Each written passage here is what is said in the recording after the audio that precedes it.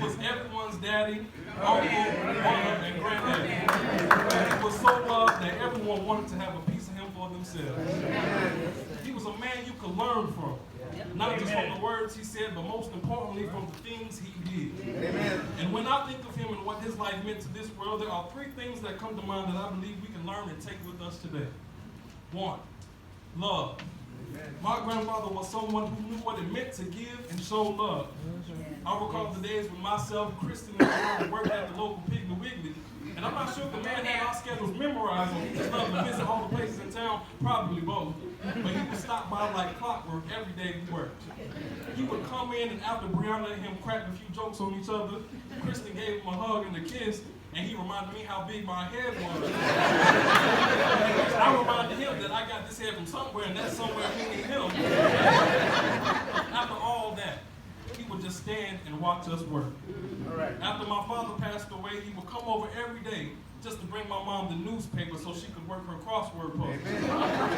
And even in most recent years, as a young man finding my own way in life, he never hesitated to tell me how proud he was of me, even when I wasn't too proud of myself.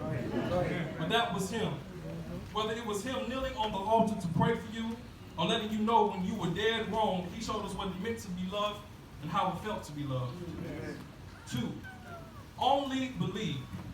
Only believe. All things are possible if you only believe. This is the song he loved to sing in church, and I believe it speaks to who he was and who he wanted us to be. Determined, unwavering, with a steadfast belief in who God is and what he can do if we only believe. Three, he was not a man of goodbyes. No, in fact, he had this sort of call and response that he did with all of his grandchildren, in which the person starts off saying, "See you later, alligator." And then the response, crocodile, and piece of pie. He never said goodbye. It was always "see you later." And after losing his wife, Pearl, his sons Ronald and Donald, and loved ones too many to name, I think he had come to understand what we all must, that this life is fragile.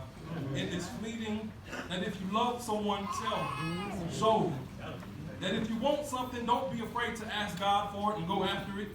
To know that all things are possible if you only believe. And that there are no goodbyes. No, not even today. That today is in fact a hello.